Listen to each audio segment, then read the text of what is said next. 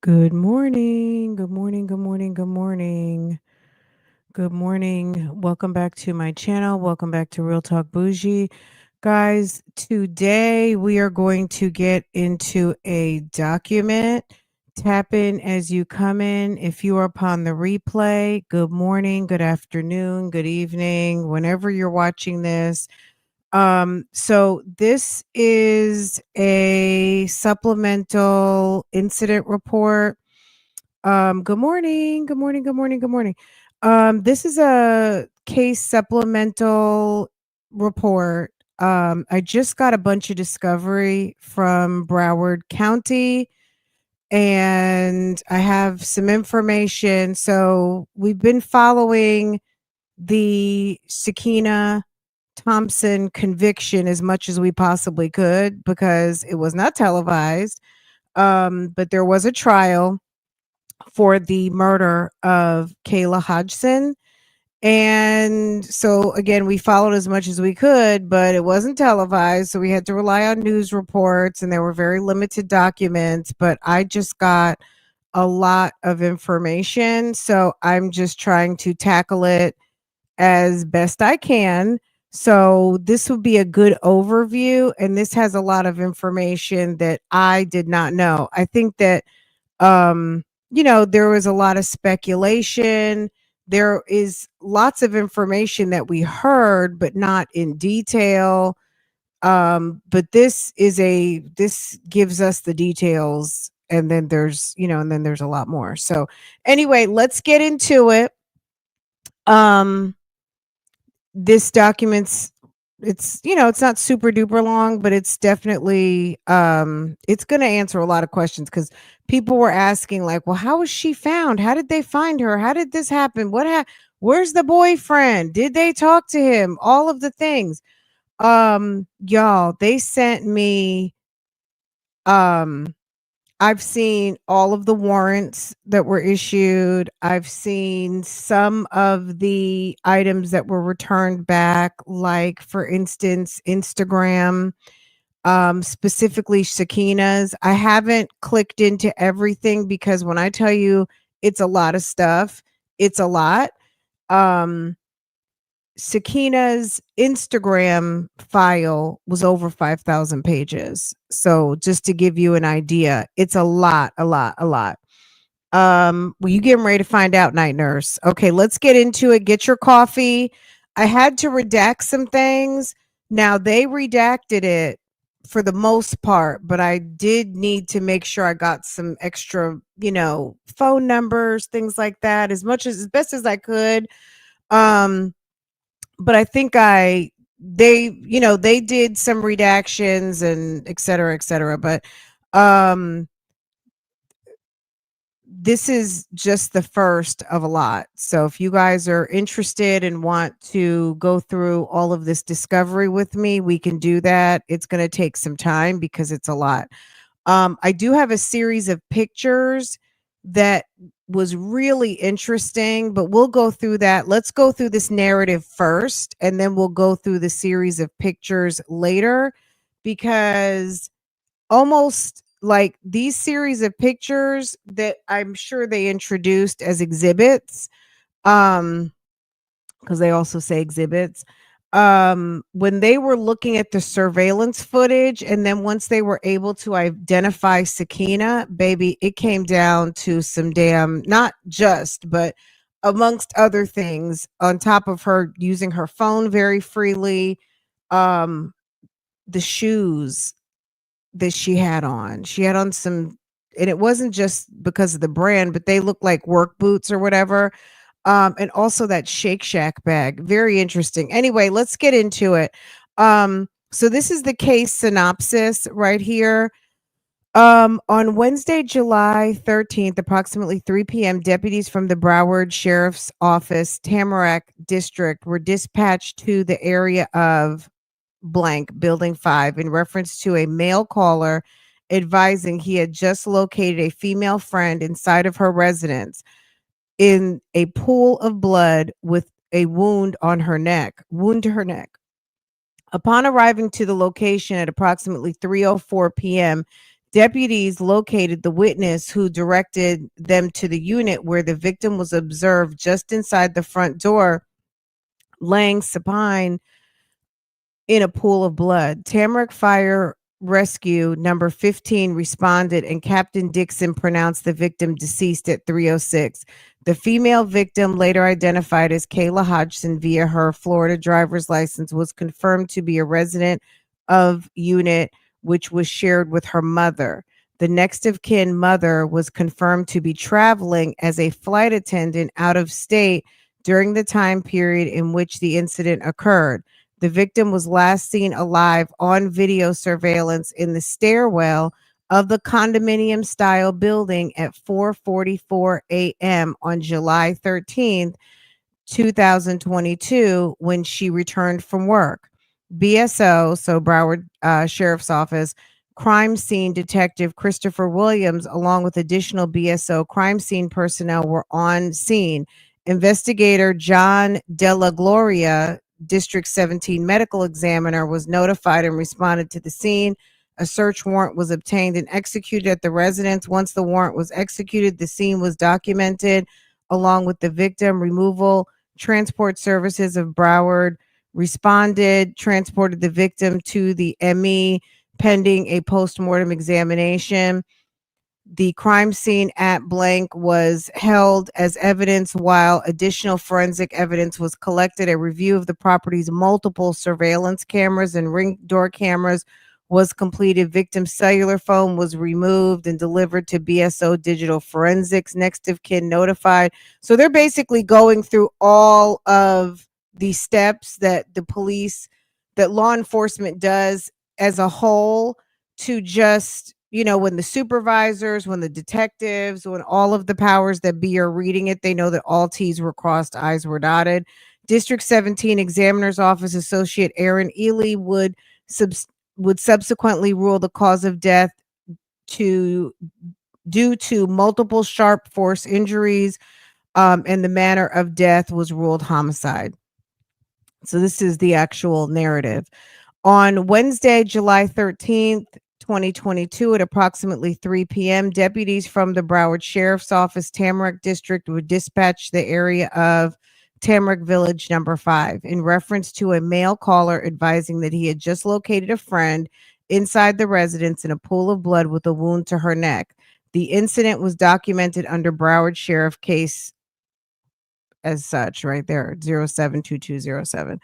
Upon arriving at the location approximately 3:04, deputies located the witness, Rovelto Robinson, who directed them to where the victim was observed just inside the front door, laying supine in a pool of blood. Deputies reported that the victim appeared to have sustained multiple lacerations to the face and neck. Tamarac Fire Rescue number 15 responded, and Captain Dixon pronounced the victim deceased at the scene at 3:06. The female victim, later identified as Kayla Hodgson via her Florida driver's license, was confirmed to be a resident of unit, which was shared with her mother, Diana. Diana was confirmed to be traveling as a flight attendant out of state at the time period in which the incident occurred. The victim was last seen alive on video surveillance in the stairwell of her condominium style building at 4:44 a.m. on July 13th, when she returned from work. On Wednesday, July 13th at approximately 3:33, I requested the Broward Sheriff Homicide Unit Sergeant Kevin Forsberg to respond in reference to a possible homicide investigation. By 4:27, I arrived on the scene. Upon arrival, I contacted the Broward Sheriff's Homicide Unit, Detective Ryan Schackenberg. Detective Schackenberg provided a brief of the incident and advised that he had met the witness, Rovelto Robinson, and obtained an audio recording sworn statement from Rovelto. I think I'm going to get that. There is a body cam footage that I have where one of the patrol officers is like taking notes on his little notepad and stuff. But I have some audio. So the legal mail that I've been telling you guys I've been waiting for, that is coming. So we'll have that, the actual sworn interview. Revolto reported that he had returned from a trip to New York State on the evening of July 12th, 2022 at approximately 5 p.m. After arriving via plane at the Fort Lauderdale Hollywood International Airport, he drove to the victim's residence, arriving at 6 and 7 p.m. He stayed at the victim's residence for less than 30 minutes. He reported that nothing appeared unusual at the time. During the early morning hours of July 13, Revelto began texting and calling the victim. After no response from the victim, he proceeded to drive to the victim's residence, as it was unusual for her to not respond. Revelto advised he arrived at the victim's residence sometime after 1 p.m. He knocked on the door several times and received no response. He noted to himself that the time and the victim's dog was barking and sounded far away, as if locked in one of the bedrooms, which was also unusual. Revelto stated that he left the property and only a few minutes and proceeded to Target on Sunrise, Florida. After leaving Target, Revelto made additional attempts to contact the victim by cellular phone. After no response, he drove to Revelto arrived at the victim's apartment complex at approximately 2:45. On this occasion, he observed the victim's vehicle parked in parking spaces for the complex on the south side on Northwest 57th Street. Thank you, only me 23. Revelto admitted that he believed the victim wasn't answering him because she could possibly be with another man. He was jealous of the idea of her with someone else and proceeded to her apartment for the second time. On this occasion, he knocked loudly at the apartment door. After no response, he tried the door handle and found the door to the apartment unlocked. Again, something unusual for the victim to leave her residence unlocked. Upon opening the door, Revelto immediately noticed the victim laying supine on the floor of the kitchen in a large pool of blood. Revelto called 911 and reported his findings to the communication operator. I have the 911 call too. Revelto did ultimately enter the apartment and perform CPR on the victim at the direction of the communications operator. However, he reported that he saw no signs of life. He also reported to the communications operator that while performing CPR, chest compressions on the victim, blood began to come out of what appeared to be a laceration from the victim's neck. Rivalto cooperated with the investigation and remained on the scene to later provide consent to search his cell phone and collected DNA via buccal swabs. Rivelto's times coming and going from the apartment on July 12th and July 13th were later confirmed via review of multiple video surveillance cameras. After obtaining the information from Detective Schackenberg, I proceeded to Tamarac Village Clubhouse to review the property's surveillance system. The property's surveillance system was noted to be approximately 5 minutes faster than real EDT time. At approximately 4:44 a.m. on July 13th, the victim is observed returning to the building and entering on the east side stairwell from the first floor of her building. The property's surveillance includes 3 cameras located at Building 5 and capture the 3 points of entry on the first floor listed as Building 5 first floor. Covers the east side first floor entrance to the stairwell. Building 5 elevator foyer first floor covers elevator and first floor south entrance. Building 5 west covers west side floor entrance stairwell. It was noted that when the victim was observed entering the east side stairwell, she was walking alone and no other subjects proceed behind her during the time period. However, a black female was observed entering the west side stairwell dressed in all black with a white t-shirt and a blue New York Yankees hat. The black female subject had on a black face mask, black pants, a black jacket with white lettering on the jacket. The property manager, Brianna Groves, verified that there is no security that patrols the property. The image of the black female subject, believed to be believed to be the victim entering the east stairwell at 4:44 a.m. was presented to Rivelto, who positively identified her as Kayla. They put Kayla Robinson, but that was a mistake because obviously it's Hodgson. Um, I think the patrol officer at first was, it's high energy at that moment. Maybe he was thinking he knew that they were a couple because he said that was his girlfriend, but I don't know. You could see when he's writing down on his little pad when he's giving the name, and the patrol officer was trying to get everything, but he was like, it was high energy, right? So they initially said, um, Kayla Robinson, but it's Hodgson. Approximately 6:02 p.m., a dwelling search warrant for blank, Broward County, Florida, was obtained by Honorable Judge Stacey Ross. The warrant was subsequently executed at 6:22 p.m. with the assistance of Broward Sheriff's Office Crime Scene Unit Detective Christopher Williams.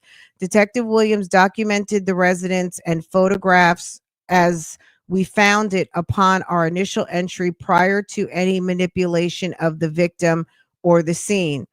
Entry was made to the residence unit blank via the front door located on the second floor of the four-story building. Building number 5 consists of 36 units, each floor containing 9 units.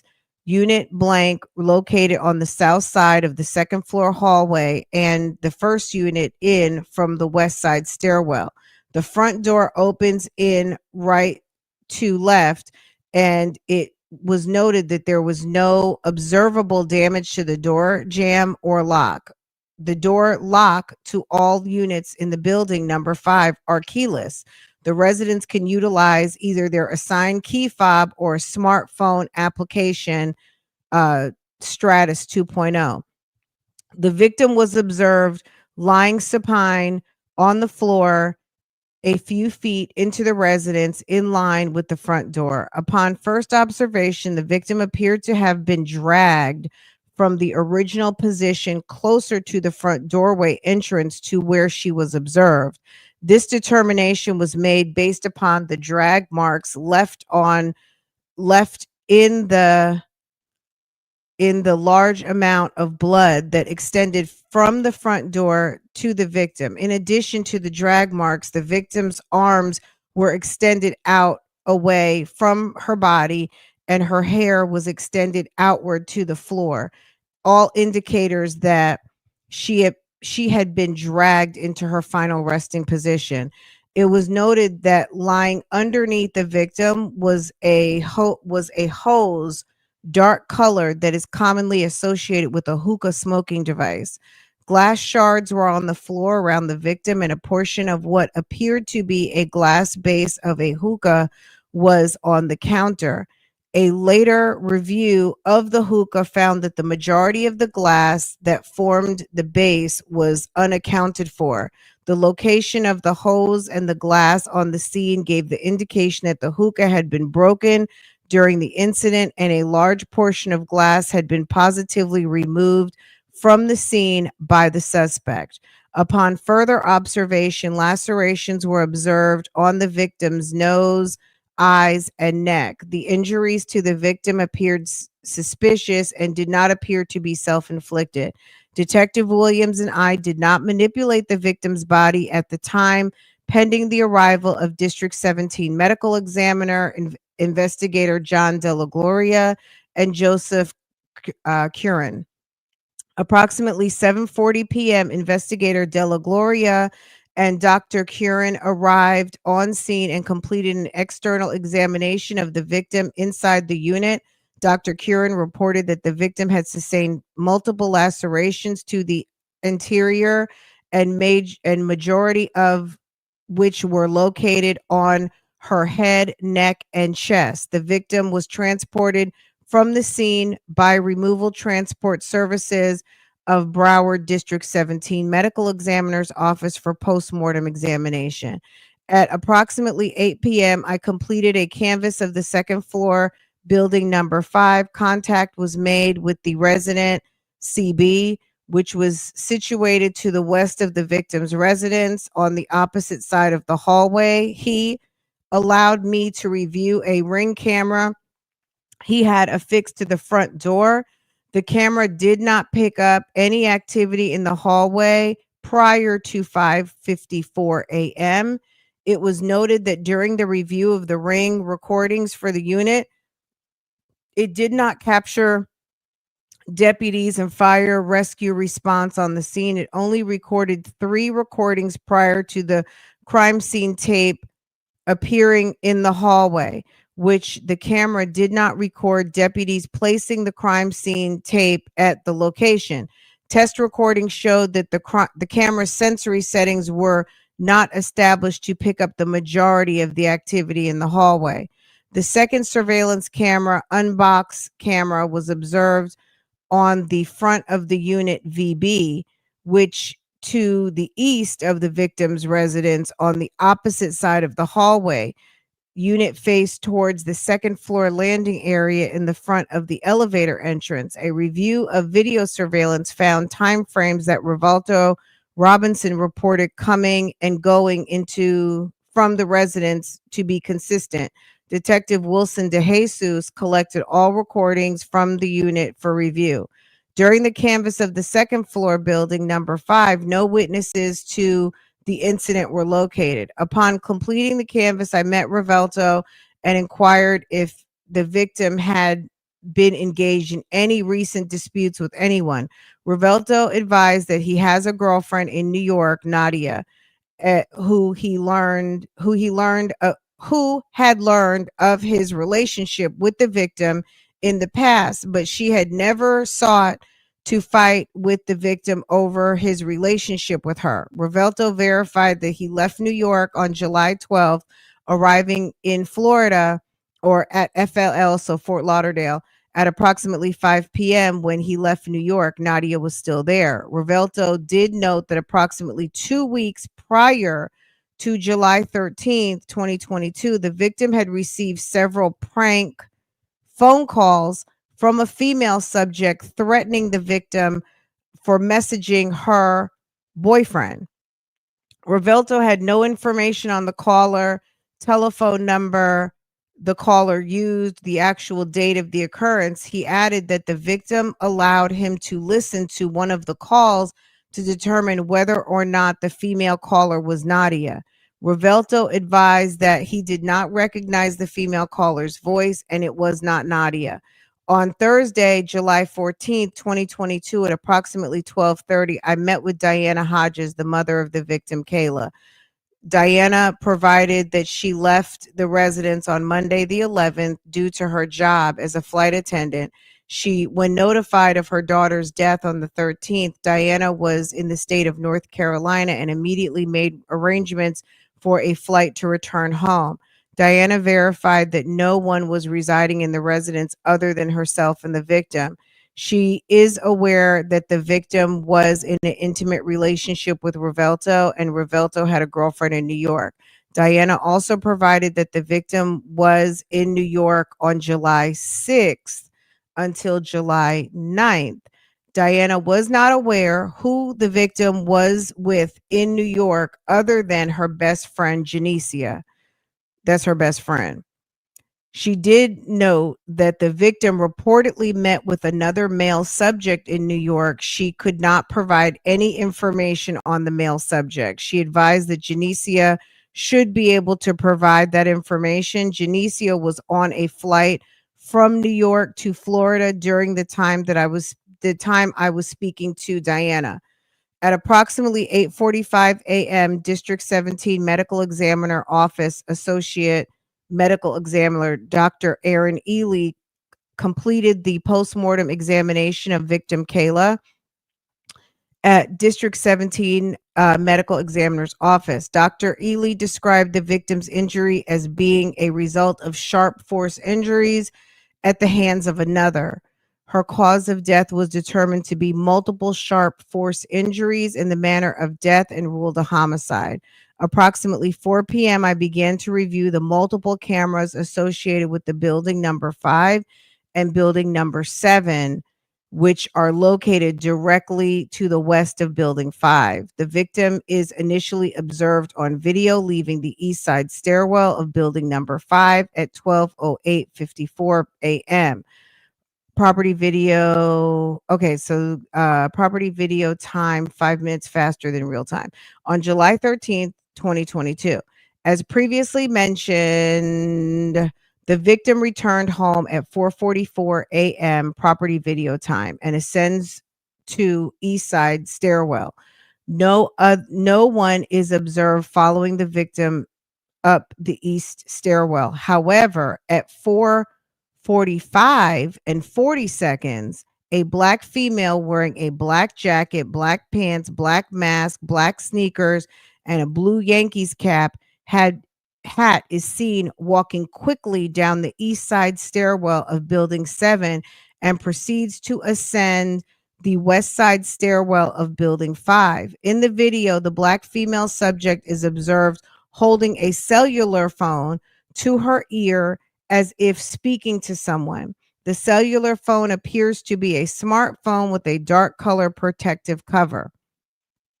After further review, the video surveillance, the black female subject is observed walking down Building 5 and 7 several times starting at 2:04:30 a.m.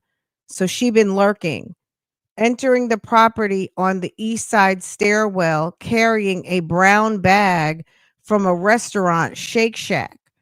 The subject is then observed leaving at 5:51:36 at the east side stairwell, Building 5. It was noted that when the black female subject leaves the building at 5:51:36, she is wearing the same black pants, white shirt. However, when exiting at the time, she is observed wearing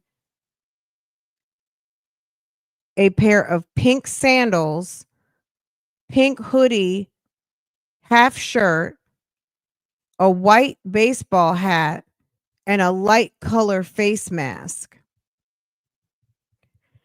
A study of the video revealed the subject to be the same subject dressed in all black with the New York Yankees hat based on her physical attributes to include height, large breasted, gait in her walk, mask again with her hat, and in possession of a Shake Shack brown bag. The black outfit the subject was originally observed wearing had a word Crenshaw written in cursive across the back and the word marathon in white lettering running the length of the right and left sleeve. The black pants and black pants and jacket were researched and determined to be the Marathon clothing line created by the deceased rapper Nipsey Hussle. The black sweatpants have a drawstring and a shiny metallic anklet ends on the drawstring that are clearly visible in the video surveillance of the subject in both outfits. When the subject descends the east side stairwell, she is noted to be carrying a cardboard box and a yellow Fendi bag with a paper towel roll on top of it and small black suitcase and a brown Shake Shack bag. The subject in the black is observed carrying when she first arrives at 2:04:30 property time. The doorbell video surveillance for Unit 205 in the building number 5 was then reviewed, and the subject, now wearing the white hat, pink hoodie, is observed passing the camera at 5:46:12. In the video, the subject is seen walking east to west. This would indicate that the subject is walking from the area of the victim's apartment. Prior canvas units 202, 203, and 201 verified that no black female subjects matching the physical description of the subject resided in those units. Upon completing the review of the building's video surveillance along with the doorbell cameras and multiple units, building 5 and 6, the black female subject is observed on the property for approximately 3 hours and 47 minutes. During the time, the black female subject is never observed with any other subjects, and during that time, she is observed with her cellular phone in her hands. She also appears to manipulate the screen with her fingers and holds it to her ear, giving the impression that she's speaking into her cell phone. Let me just say this. There's a picture that they caught from the surveillance where she's messing around with her phone, and they can clearly see her lock screen picture. Okay. Not super clear, but you can see it.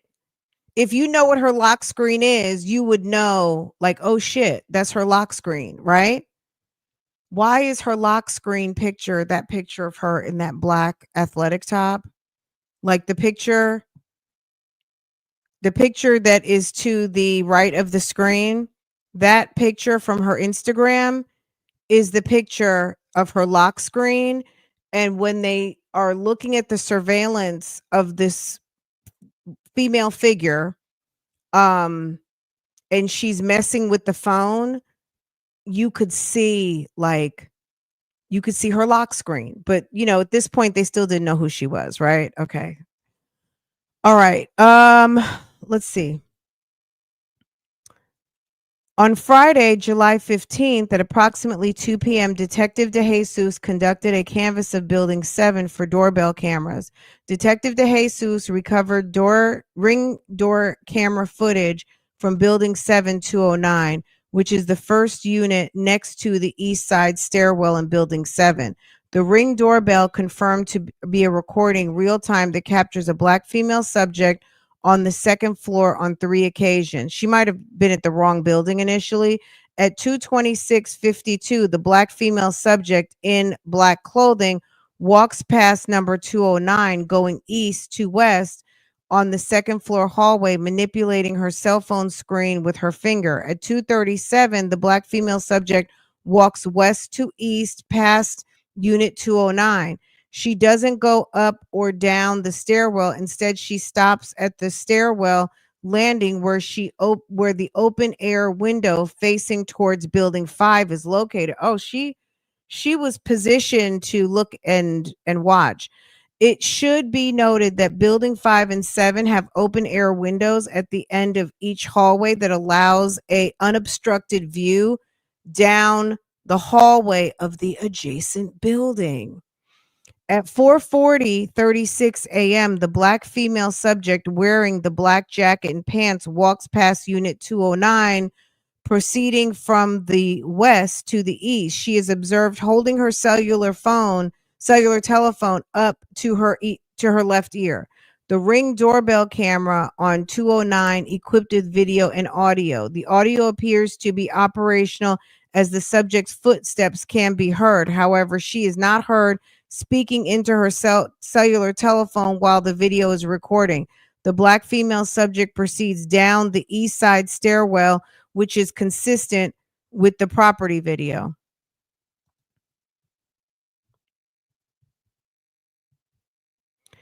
Capturing her exiting the east side stairwell of the building number 7 at 4:45:40 and ascending the west side stairwell of Building 5 at approximately 8:30 p.m., I met with Candace Smith, the owner of Bar Dolls Incorporated.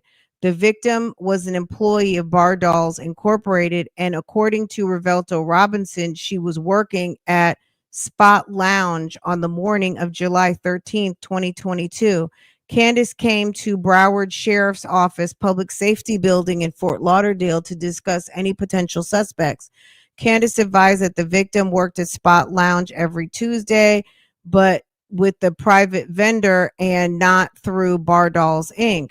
Candace provided that the victim didn't have any known enemies or known disputes. Candace did advise the victim was very beautiful and received a lot of attention from men while working the bottle service at clubs. Candace knew of Revelto, known as Velt, and that he had a girlfriend in New York. Candace advised that as far as she was aware, the victim didn't have any issues with Revelto's girlfriend. While speaking with Candace, I provided her with a physical description of the possible suspect, the black female wearing the Yankees cap and black clothing. I showed her a still shot of the subject from Building 5 elevator foyer surveillance video. However, the still shot was only of the subject from the neck down. Candace advised she would meet with Janicia Tate to discuss any possible suspects. At approximately 11:45 p.m., I received a call from Candace, who provided me with the name Sakiyna and provided me with the Instagram account for Sakiyna as Sakiyna underscore. Candace advised that after speaking with Janicia about possible suspects, Janicia had informed her of Sakiyna. According to Janicia, the victim had been seeing a male only known to her as Terry, Instagram account T Huncho. The victim had reportedly been having an intimate relationship with Terry since December 2021. Sakiyna was reportedly the girlfriend or ex-girlfriend of Terry. Candace advised that while she was reviewing the Instagram account for Sakiyna, she observed her wearing similar looking black shoes as the black female subject observed around the victim's apartment building on July 13th. The image of the suspect, Sakiyna, has had similar black shoes in a post on June 6, 2021. The shoes have a Prada on the tongue of the shoe. The model shoe appears to be Prada Cloudburst Thunder technical fabric sneakers. Baby, this is not everything. On Saturday, July 16th at approximately 9 a.m., Janicia provided several screenshots that the victim had sent her documenting an exchange with the victim had through text message to Terrence. Janicia identified Terrence as the subject she knows to be Terry under Instagram T Huncho. Janicia also provided a text exchange on the application WhatsApp between the victim and Sakiyna, which she noted the cellular telephone number to be WhatsApp for Sakiyna. The database search for the cellular telephone found the number to be under service provider T-Mobile and registered to Sakiyna Thompson, area code 917. Is a telephone area code which covers 5 boroughs of New York City, Queens being one of those boroughs. The database search for Sakiyna Thompson was completed and shows her most current address in Queens, New York. This information supported Janicia Tate's information that the subject is known as Sakiyna resided in New York City. Knowing Sakiyna to be a resident of New York City, I completed the database search for Sakiyna Thompson for any recent flights to Fort Lauderdale International Airport. The results in the database showed Sakiyna flew from LaGuardia on July 12th, 2022, departing at 4:59 p.m. on Spirit and returned out of Fort Lauderdale, and a return flight out of Fort Lauderdale was not located during the database search. At approximately 3:45, I responded to FLL and reviewed surveillance camera footage from the exit door of gate G6 that showed a passenger at 4:59 on Spirit Airlines LaGuardia to Fort Lauderdale exiting the plane. At 8:35 p.m., Sakiyna Thompson is observed exiting gate G6 wearing a surgical style face mask, pink pants, pink shirt, and a black Prada purse and a small silver carry-on suitcase. Most notably, let me tell you something. So this suitcase, there's a Instagram video, like I can't remember the date, but I was looking at her Instagram, girl. She did a whole little mini vlog on the day that she purchased that suitcase. Now, I don't know that she purchased it to go to Florida for that reason, but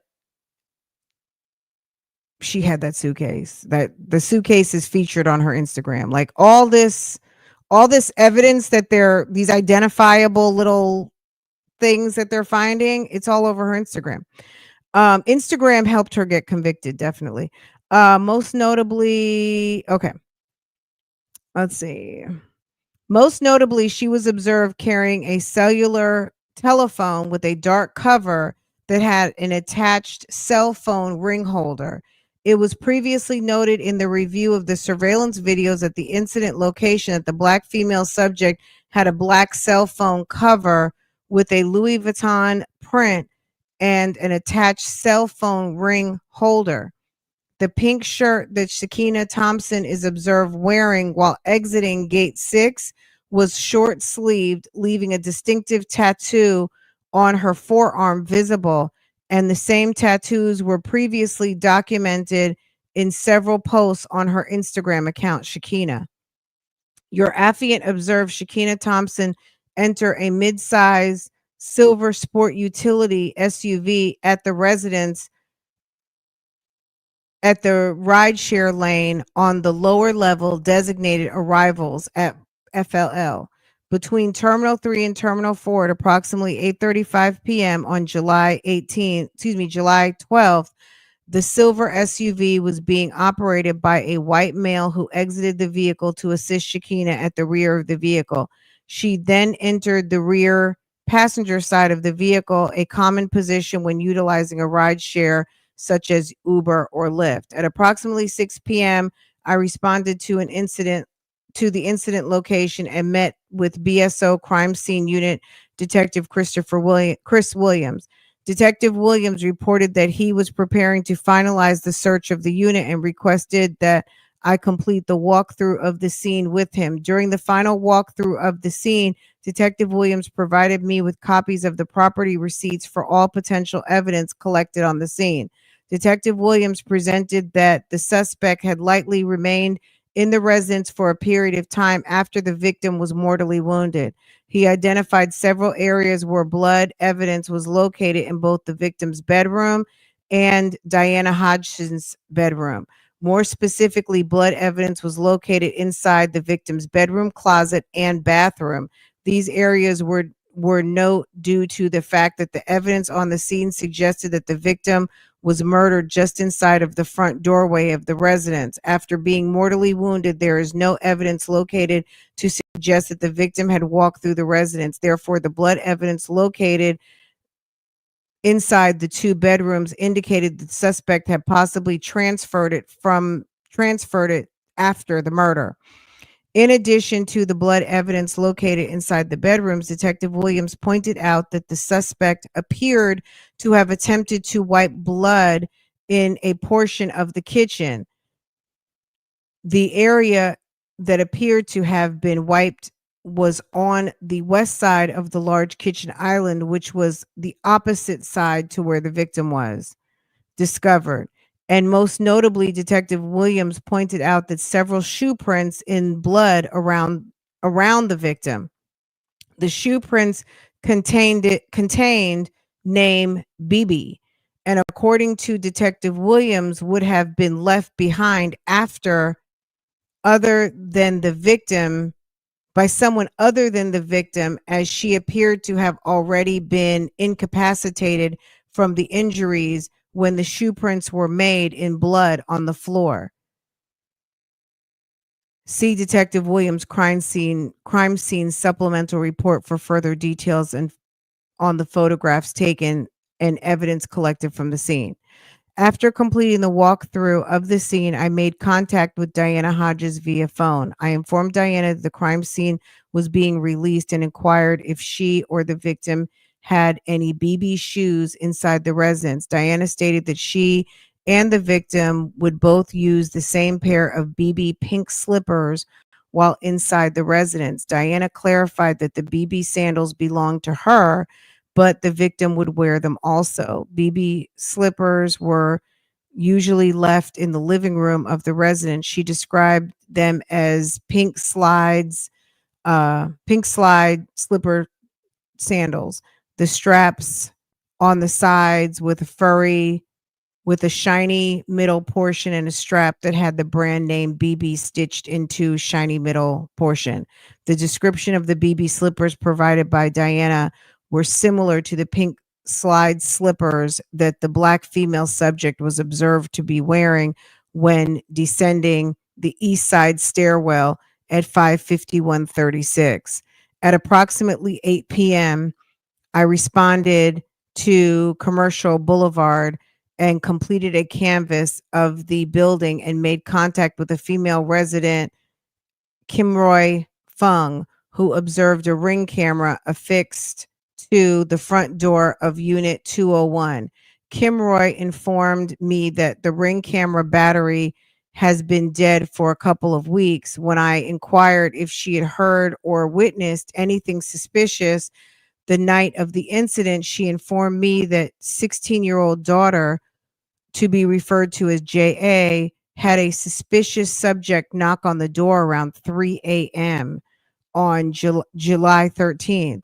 When I asked to speak with her daughter, Kimroy advised that her daughter was about to board a cruise ship for a week-long cruise out of Miami. Kimroy contacted JA on speakerphone and she stated the following. On July 13th at approximately 3 a.m., she was inside the residence at 201 and was home alone at the time.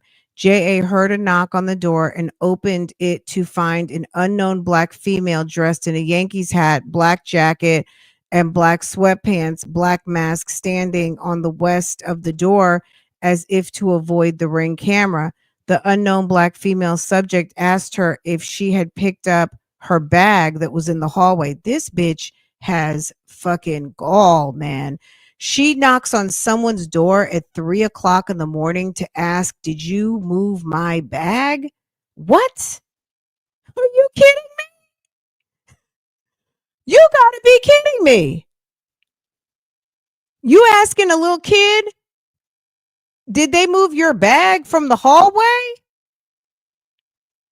The unknown black female subject asked her if she had picked up her bag in the hallway. The female then picked her mask down and asked about the bag. JA advised the subject, then began to look over JA as if she wanted to see who was in the apartment. JA closed the door and the subject began to walk east down the hallway. Approximately 5 minutes later, JA heard someone knocking loud and rapidly at her front door again. JA did not open the door and looked out the peephole, then called her mother, who was out with friends at the time. On Sunday, July 17th at approximately 6:32, I met Janicia at the Broward Sheriff's Department. Janicia is Kayla's best friend. Janicia at the Broward Sheriff's Office, Public Safety Building, who obtained an audio recorded sworn statement from her prior to commencing the statement. I allowed Janicia to review the video surveillance of the black female subject at the victim's apartment complex on the morning of July 13th. More specifically, she viewed surveillance camera of the foyer at 2:24:40 property video time. Upon reviewing the female subject on the video, Janicia identified that female subject as being the black female from New York that she knew as Sakiyna. Janicia verified that she seen the subject in person while in New York City and had previously viewed her Instagram posts, video reels, and stories. During the statement of Janicia, she verified her identification of the subject on the surveillance video and in her own words stated that she was 100% certain that the subject in the video is the same person she had seen in person in New York City, Sakiyna. Janicia also verified the information she had previously provided regarding the text and WhatsApp messages the victim had screenshot and sent to her. The victim had sent them to Janicia to show her the ongoing harassment by Sakiyna over the relationship with Terry. Okay. Terry is the Haitian boyfriend. Okay. Monsieur Terry. According to Janicia, the victim had met Terry December 28th, 2021 at a party in Queens, New York. The next day, the victim began receiving direct messages on her Instagram account from Sakiyna. Janicia provided that the victim had spent the night with Terry during her most recent trip to New York from July 6th to July 9th. According to Janicia, on Friday, July 8th, the victim went out with Terry late in the evening and returned home at 5 a.m. on July 9th, 2022. In her statement, Janicia was also able to positively identify some of the property the Black female subject is observed in possession of on the second floor building of number 2, approximately at 551. Janicia pointed out the pink slide sandals the subject was wearing appeared to be the BB slides slippers that the victim and her mother, Diana Hobson, would wear around the house.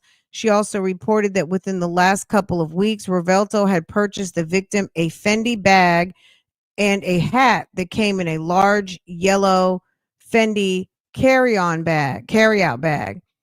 Didn't we say, did she steal something from that girl's house when she left with that big Fendi shopping bag? I was thinking, did she steal something out that girl's house?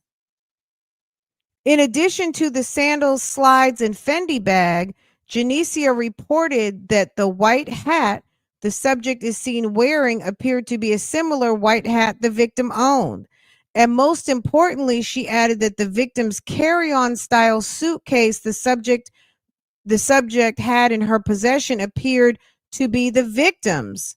Janicia advised that she knew it to be the same bag because she had in her possession a video of the victim walking with the bag in New York between July 6th and the 9th. Janicia provided a copy of the video which shows the bag was the same make and size of the victims. At approximately 10:45 p.m., I conducted another review of multiple video surveillance cameras in Building 5 and Number 7, and viewing the elevator foyer camera on Building 5, I observed the screen. The Black female subject's cellular telephone contained an image of a person wearing a black outfit. The other observing the image on the cellular phone screen, as well as the black Louis Vuitton cover on the and that had an attached ring holder. I began to review the Instagram account for Sakiyna. While reviewing the images for the last photo posted on her account, May 2nd, 2022, I discovered the photo of Sakiyna holding her cell phone towards the camera that captured a photograph. In the photograph of Sakiyna, her cellular phone was powered on. The wallpaper on her cell phone was clearly visible. The image on the cellular telephone appeared to be a similar image observed by the Black female subject's cellular phone screen observed at the incident location on the morning of July 13th.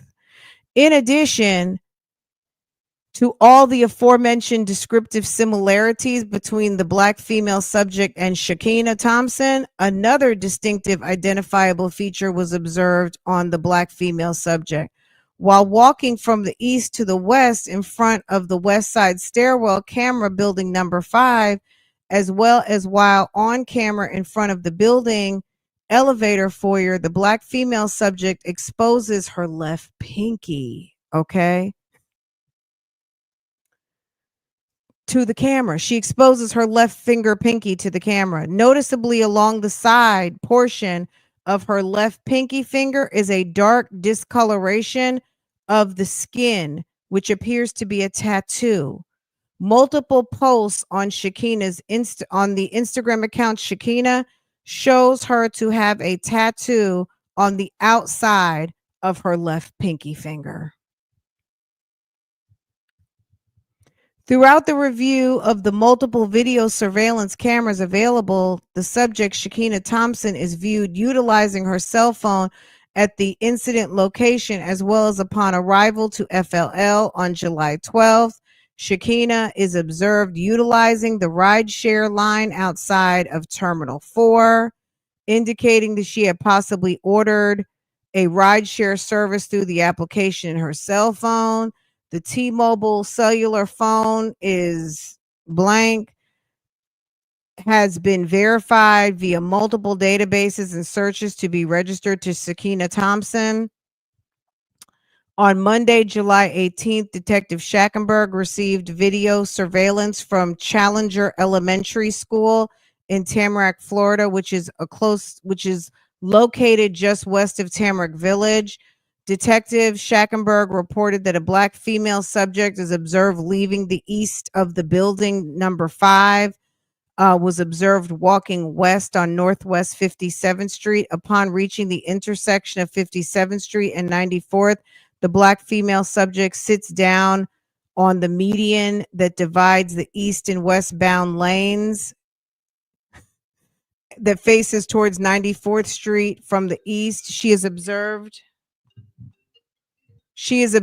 in possession of the property she is observed exiting building 5 with. Detective Schackenberg provided the black female subject is observed with 3A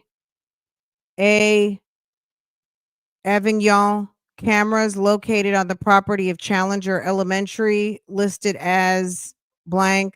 She is visible on the cameras at the location at 5:57 a.m. and 6:05 when she is picked up by a red or orange small four-door sedan. Detective Schackenberg advised that the white male driver of a small sedan exited the driver door and opened the trunk for the vehicle to allow the black female subject to use to place the small black suitcase in the trunk. She kept the other property in her possession and entered a small sedan rear passenger side. Detective Schackenberg stated that the vehicle and the actions of the two subjects gave the indication that the black female subject had ordered the rideshare service to pick her up. In addition to the Challenger Elementary School surveillance video, Detective Schackenberg recovered surveillance from Temple Beth Torah. The video from Temple Beth Torah was consistent with Challenger Elementary School video surveillance that shows a black female subject walking east to the west of Northwest 57th Street on Wednesday, July 20th, approximately 1:56. I obtained the historical cell site search warrant for from the Honorable Michael Orlando for T-Mobile number known to be assigned to the suspect, Sakiyna Thompson. The search warrant was served to T-Mobile at 2:11 p.m. At approximately 3 p.m., I was notified by Broward Crime Laboratory. The suspected DNA evidence from the crime scene was analyzed. The Broward County Crime Laboratory under case 202-6553. During the examination of the evidence collected, the victim's right hand nail DNA from the unknown female subject was located. Y'all, on top of everything, they got DNA. Let me take a sip because y'all. Ooh, could they have more evidence?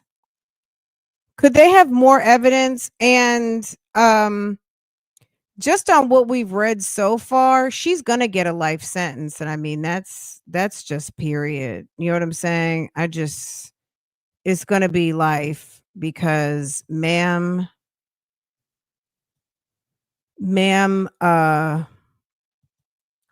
ma'am really did a lot of planning. Okay. Just a second. Well, and it's going to be LWAP anyway because she was found convicted of first-degree murder. So, if you have not tapped in, please tap in. Please tap in and hit the thumbs up for you because these are some details unless you went to the trial, I don't think anybody has heard this. Um, so just for this exclusive information, let's go ahead and hit the thumbs up. Thank you so much. Thank you, thank you. Thank you to whoever just hit the thumbs up and anyone before and after. I appreciate y'all very much. Make sure to tap in and hit the thumbs up, please. And shouts out to all of our friends on Facebook right now. Make sure that you are liking the video and following the page. Okay. On Thursday, has no known DNA. Okay. Based upon the crime scene investigation, it appears that the struggle had occurred between the victim and the suspect. The assumption was made due to the fact that some of the victim's fake nails, as well as her actual fingernails, had been ripped off. Sakiyna Thompson has no known DNA standards on file. On Thursday, July 21st, 2022, at approximately 8:41 a.m., I obtained a search warrant from the Honorable Judge Michael Orlando for Lyft account and account activity for suspect Sakiyna Thompson. The search warrant was served to Lyft approximately 9 a.m. the same date. On Friday, July 22nd, at approximately 8 a.m., I obtained the results of the Lyft search warrant and was verified that Sakiyna Thompson has an active account, Shaki or Shakai, and had utilized Lyft rideshare service on July 12th, 2022, approximately 8 p.m. Account Shakai uses the known cellular phone number for Sakiyna Thompson and the email address and a photograph of Sakiyna that was previously observed on her Instagram account. The pickup location was listed as Terminal 3 and 4, Station 8 through 11 or 811. The location described is consistent with the rideshare lane from FLL to the lower level. The drop-off location was 5000 State Road 7 in Fort Lauderdale. The listed address doesn't exist in Fort Lauderdale. The only 5100 State Road 7 is determined to be in the city of Dana Beach. A review of GPS coordinates was completed and verified the drop-off location was actually 5100 State Road 7, Fort Lauderdale at the Plaza Hotel. Okay.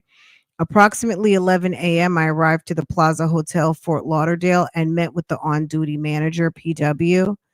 It was verified that Sakiyna Thompson had stayed at the hotel in room 507 on July 12th, 2022, checking in at 9:34 p.m. and leaving on the 14th at the 14th. Video surveillance at the property was still available and recovered the evidence. The video surveillance confirmed Sakiyna arrived on the 12th, dressed in the same clothing she was observed in the video surveillance at FLL that same date. In her possession was a silver carry-on suitcase that she had been observed in the video surveillance in possession at FLL. In addition to the carry-on, Sakiyna Thompson was also observed in possession of a brown Shake Shack bag. In this observation is significant due to the fact that Sakiyna Thompson is observed arriving at the incident location in possession of a Shake Shack bag. She was also observed leaving the incident with the victim's belongings along with a brown Shake Shack bag.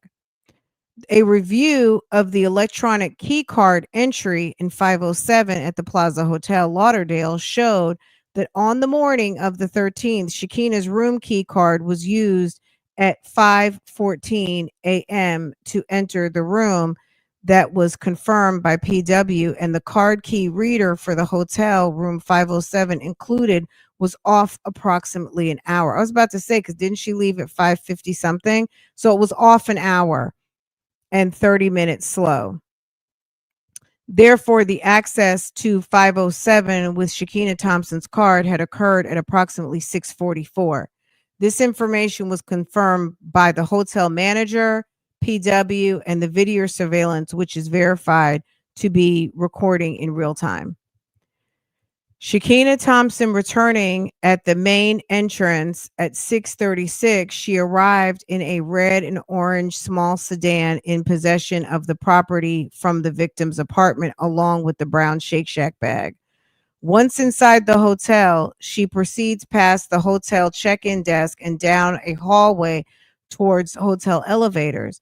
This time period is consistent with the electronic key card report that shows the key card issued to Sakiyna Thompson from room 507 being used to enter room 507 on the morning of July 13th at 5:14 a.m., approximately 6:44 a.m. At approximately 11:15 p.m., Broward Sheriff's Violent Crimes Unit Detective Lisa Almanza Landano and I met Kim Roy and her daughter at the residence. Detective Almanza Landano presented JA with a double-blind photographic lineup that was consistent of the image of Sakiyna Thompson, almost 5 other individuals with similar physical characteristics as Sakiyna Thompson. Detective Almanza Landano advised JA had made a selection during the photographic lineup presentation. JA circled her selection, signed her initials, and placed the date and time on the page that contained the image. JA selected the image of Sakiyna Thompson as the subject who she met at the front door at approximately 3 a.m. on July 13th. After the photographic lineup presentation and obtained a sworn audio statement from JA confirming the selection of the subject in the photographic lineup presentation. JA stated in her own words that she was 95% certain that the subject in the image she circled was the same subject at the door the morning of the incident. In the audio recorded sworn statement, JA provided a similar account of the incident with the black female subject as she had previously provided me on speakerphone on July 16th. It was noted that while meeting with JA and Kim Roy, that she had been at the Spot Lounge in the early morning hours of July 13th.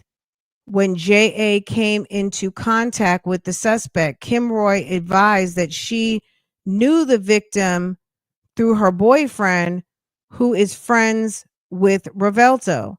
Kim Roy stated that she did not personally know the victim. However, she found it strange that the suspect had come to her residence prior to going to the victim's residence. On Monday, July 25th at approximately 8:30 a.m., I obtained an arrest warrant from the Honorable Judge Carlos Rebello for the arrest of Sakiyna Thompson on the charge of murder in the first degree. At approximately 10:37 a.m., your affiant received a historical cell site information from T-Mobile, which had been requested from T-Mobile on July 12th. Okay, so what date was that? At approximately, so maybe that was on the 25th, so almost like 2 weeks later, through the 14th, via the historical cell site search warrant.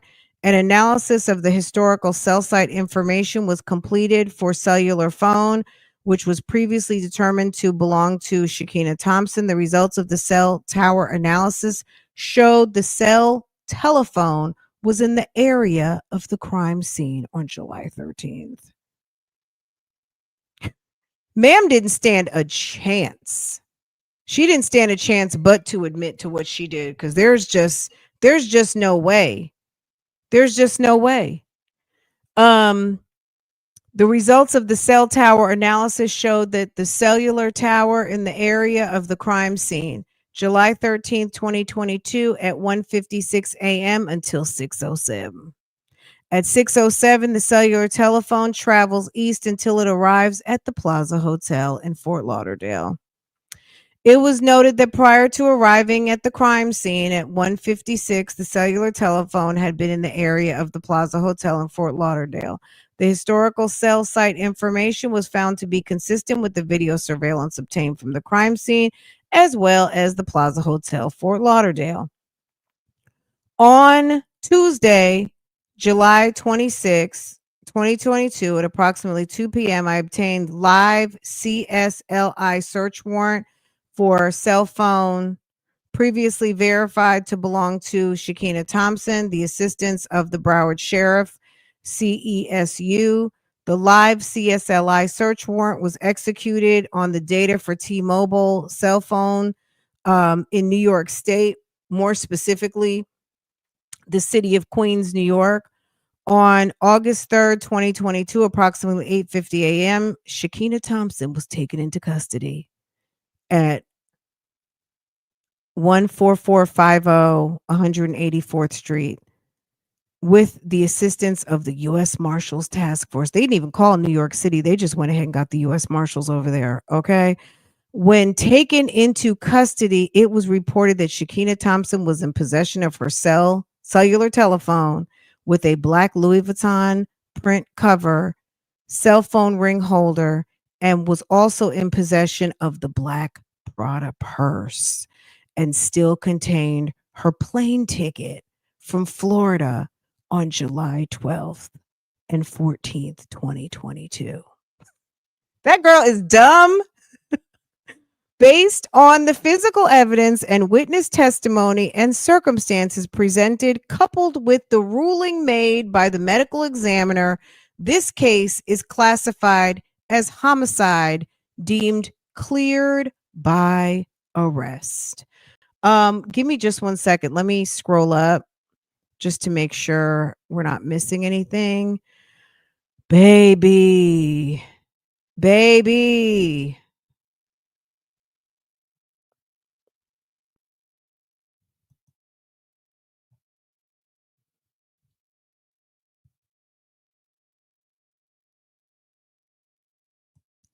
I, you know, it is definitely dumb criminals. I think it's when you listen to this report, it's not even just dumb criminal. I'm going to say it's just lack of awareness. Let me see if I can pull these pictures up real quick, cuz when you see these pictures, then you're going to say dumb criminal. You're going to say it then, okay? Because when I show you these pictures, you're going to be like, "Fran, what? Are you serious?" Well, she's already been convicted. She got convicted a couple of weeks ago, and she even had the nerve to ask for a new trial, and the new trial request was denied. And then I don't know if this was a result of that. I'm assuming it wasn't, but based on, so her attorneys had filed a motion for new trial. And I think I read that to you guys. If you go, I have a Sakiyna Thompson playlist. I read the motion, and they had a hearing maybe like a few days after that.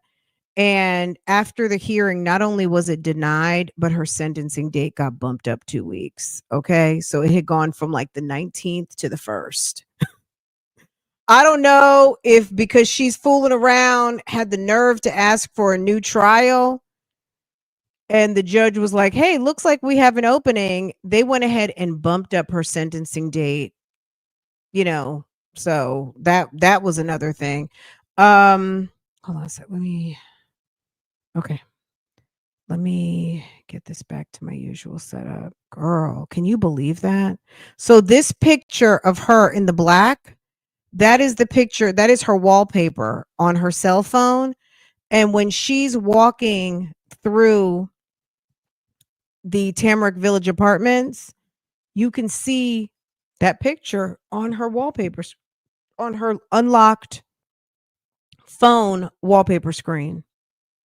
Like it was just, when I saw that picture, I was like, what? I was like, you gotta be kidding me. Okay, let me move all these pictures over. Hold on. Um Y'all, I could not believe it. I was very much taken aback. that it was crazy. Um,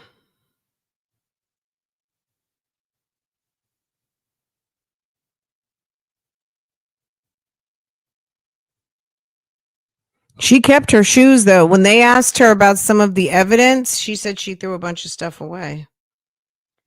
Um, let's see.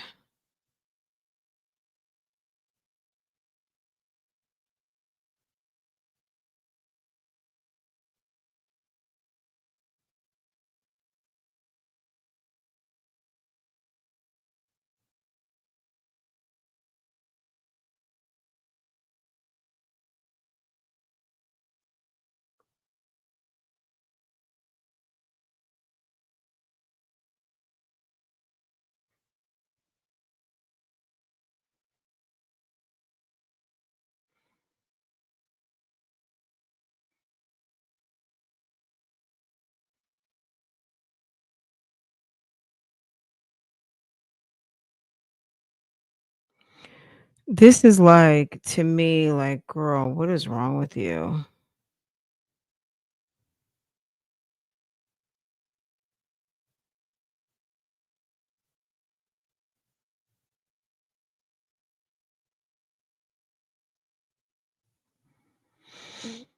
Mm,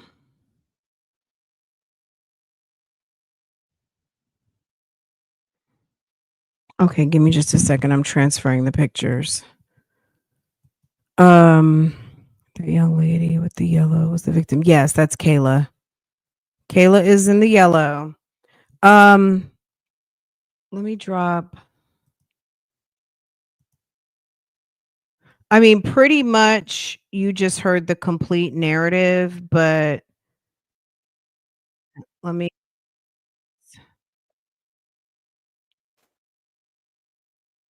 okay, let me drop this. If you want to get caught up, let me just type this in.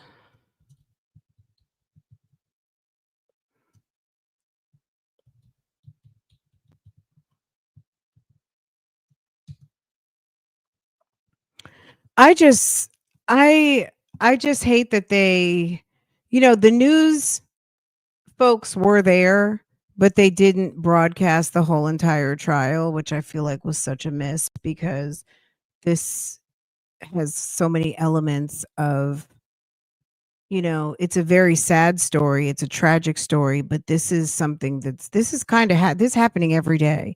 People are messing with people who have other people in their lives. You don't know if those people are crazy. And it's common amongst young people. Obviously, it's common amongst the middle age. We saw that last week. It's common, period, right? And you just never know who has the capacity to want to kill you, basically. And she was messing with Terry. Um, Terry had a girlfriend. She's messing with Rivalto. But that's not uncommon. Young people are dating. If they have agreements that the relationship is not super serious, people can date who they want to date. You know what I mean? So I don't begrudge her having an active dating life. The main thing is that you never know who is actually in agreement, right? We saw last week Latasha Daniels, her boo was telling her all kinds of stuff, and according to the wife, she didn't know anything. She was unaware. So sometimes you might be cool with certain information, but other parties may not be completely aware, and that can put your life in danger. Okay, let me see if I can open this stuff up real quick. Just a second, guys. Um,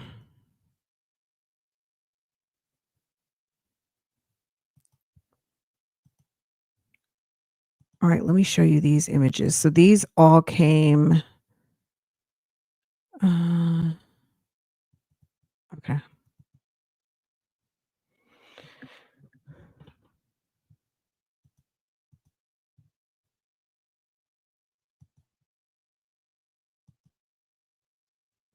Okay, I hate that I have to do these one by one, but that's kind of what I got to do. Okay, let me show you these first. Okay, so check this out. So this is from the surveillance video, right? So they're, obviously the surveillance video, they are looking head to toe, trying like, who is this person, right? Now check this out. Same shoes. After the best friend of Kayla identified Sakiyna, she went right to the Instagram. Now, I went and took my own picture yesterday, but this is the pictures from the discovery. So, this is what the law enforcement, this is what they presented at the trial. Like, these are the pictures that came to me through discovery. Okay, hold on a second. Let me pull up some more. This is how they identified her. Girl, check this out.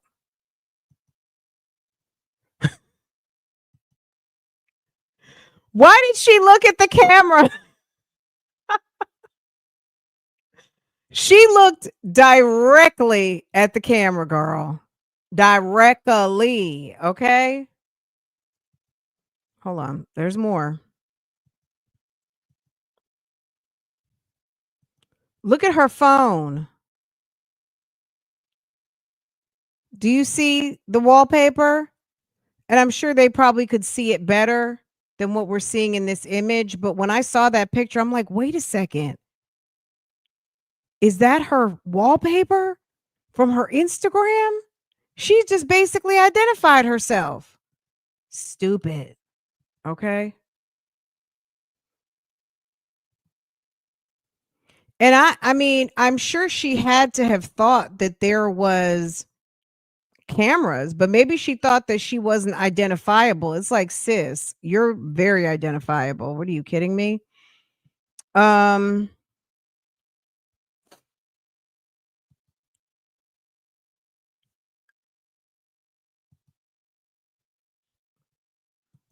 this is another picture of her wearing the boots, wearing the Prada bag, holding the phone. There's another picture where you can see her tattoo just on her Instagram. And then there's another picture where you can see on the surveillance holding the phone and you can see the tattoo.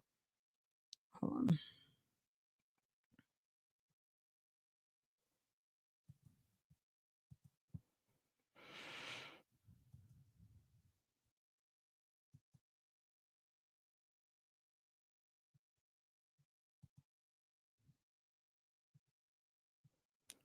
I think this is the hand right here. You can see it better in another one, but it's like, oh shit, she's got a tattoo on her finger.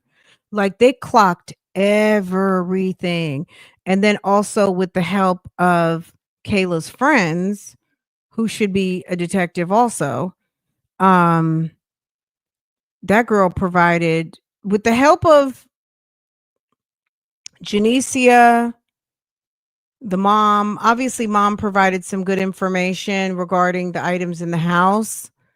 Um, but between Janicia and Revelto, do you imagine if Revelto hadn't came over, Diana would have walked in on her daughter after a couple of days. I mean, Diana might have gotten nervous after not hearing from her daughter, but we don't know what was normal for them to hear from each other while mom was working or on a trip or whatever. It's quite possible her mom could have came home to that rather than Revelto, which I'm sure that wasn't pleasant for Revelto either to find her. Um, but that's pretty crazy.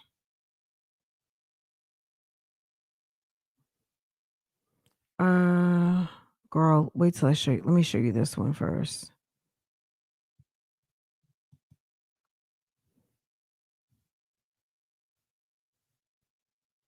She just thought, girl, look at the Shake Shack bag. She just thought she was really doing something, running around Florida and jumping on planes for foolishness. And they clocked her the whole way. Whole way she was clocked all over the place.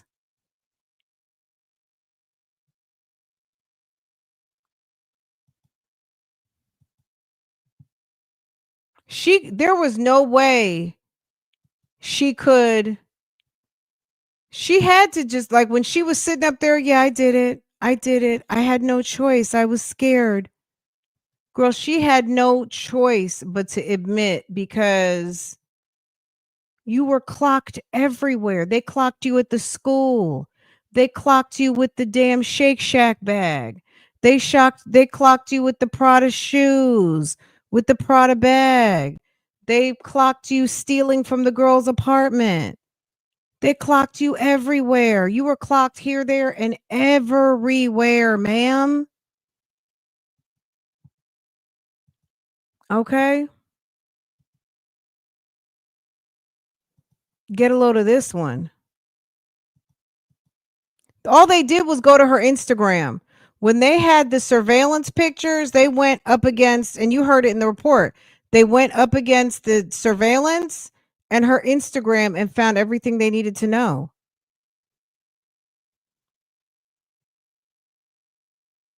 Look at her scream.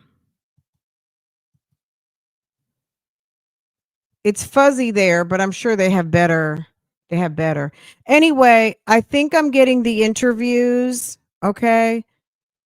I do have some body worn camera footage. So if you guys are interested in hearing and seeing more of this case and getting, getting some more of this, the details, now we know, a little bit more of what happened.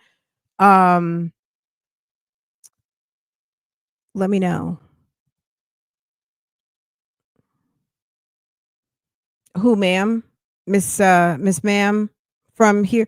I don't know. Yeah, like she looked definitely right here. She looks much slimmer versus here. But the Instagram filters are a fool. Not to mention she's got one of those shapes. No offense to anybody, but it looks like, if she puts on, sometimes some people, if they wear the right bra, it makes a difference. She definitely looks much thicker. But it was giving she was wearing her relaxed bra for this particular trip. She wasn't really caring about the girl sitting up. And then, you put on your girl sitting up bra and then you put your high waisteds on. It's going to give you a little bit, sometimes when you have a big bust, it can make you look heavier. So she might have put on her good bra, her high waisted pants, and it gave her, you know what I mean? It gave a little bit, it was more giving, right? Or forgiving, actually, whatever. Okay. Look, you guys, I'm gonna let you guys go. I had to do this first thing this morning because I know I promised you guys yesterday. I'm telling you, after we do Devin, baby, your girl is tired. Okay. After the days of Devin and 5 and 6 hours with all that decapitation foolishness, um, she also was very newly pregnant. Thank you for mentioning that, boo. Thank you, Rich Auntie. She was very new pregnant, so that's really not an excuse, but we'll give it to her. She was like maybe 6 weeks. She was like she was barely there. She was still in the beginning of the first, but nonetheless pregnant nonetheless. So yes. Yes, very much so. Um why are you knocking on random people at 3 o'clock who can come testify against you?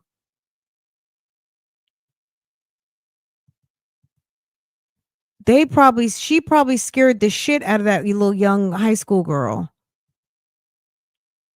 You know what I'm saying? Anyway, guys, we'll do some more if you guys are interested. Like I said, I just got a ton of discovery yesterday. They emailed it to me, and I've got some other stuff coming via legal mail. Thank you to my boo, only me 23. Thank you very much for gifting a friend.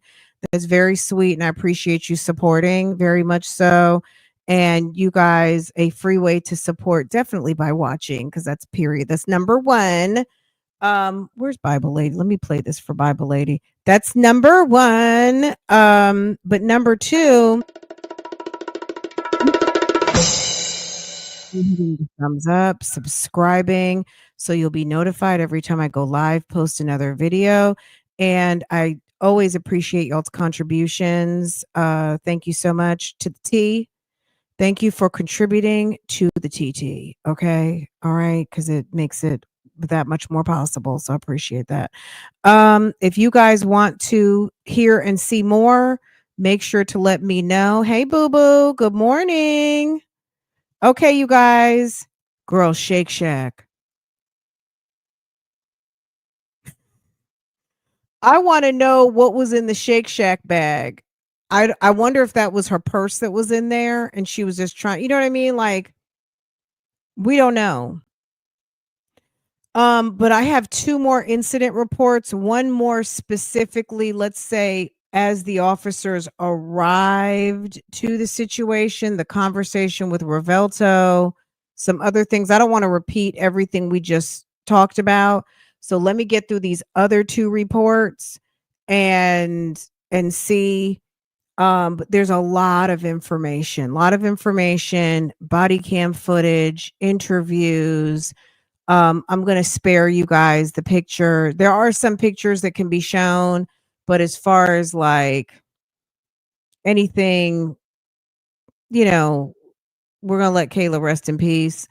Um, but as far as maybe some other things, we can show some other pictures that were taken. But as far as anything else like that, I haven't even gotten to that. And I'm sure there's things that they have not released out. They're not going to give me that. Let me see. Bonjour. Sakiyna was beyond deranged. Her TikTok alone paint this compared to her pristine IG. Her TikTok was very bizarre. Her TikTok to me was giving it, not to say I got something to prove. I feel like she wanted to be a bad gal. You know what I mean? She was trying to give bad gal. And I think she also wanted to prove to the people. So anybody who's watching, it was on some I wish a nickel would type stuff. You know what I mean? Um, she was out trying to prove, you know what I mean? She wasn't approved. She was trying to seek folk approval. Then nobody cared. You know what I'm saying? Especially Terry, because Terry was doing what he wanted to do. And I do believe she went down there to murder that girl. Like it wasn't no, I'm coming to have a conversation. It is giving you, we don't know what the prep was. Let's be real. We don't know everything that occurred prior to her getting to Florida, but it's definitely giving some forethought and planning, and whether she was just pissed. You came down there for a reason, because your behavior from the minute that she left the hotel and went over to that lady's apartment was giving you were laying in wait. And laying in wait, I don't know if they gave her an aggravating factor of laying in wait, but laying in wait is also another one, like on some, I mean, she really could have gotten death penalty to me, but I don't know why it's possible because she was pregnant. They didn't go ahead with filing death penalty notice on her. Maybe because she was pregnant at the time. I don't know. But it would have had to been death penalty approved, which the charge is, but they did not seek that out on her. But she's going to get life. She's getting life without, she's life. Because she's already been found guilty. She, like I said, she asked for a new trial and the judge denied it and bumped up her sentencing date. Damn, 18 days. It was December 19th and now it's December 1st. So it's coming very soon. But let me get through some more of the paperwork I have and some of the files that were sent to me. And then, like I said, I got some some mail coming, and we'll continue to go through it. So, but that's it for today, guys. I'm going to go live in just 5 minutes, and we're going to get back into Devin Michaels. I should roll this over. If you want to hit notify me, if you're going to join us, please do. We certainly appreciate you. Your presence is definitely much appreciated. It's a very interesting case too. I feel like they got to be resting soon. I'm gonna roll, you guys. I just did it. All right, you guys, thank you so much. About 20 of you still have an opportunity to hit the thumbs up for me. If you are here upon the replay, make sure to subscribe, make sure to thumbs up and share. I will see you guys next time. We'll get some more popping before, in the next day or so, with some more on this particular case. Okay. I'll see you in just a few minutes over on the next live. We'll be live pretty much throughout the day on Devin Michaels getting caught up with day 5. And I'll talk to you guys in a few minutes. Okay. You guys have a wonderful day. See you later. Bye.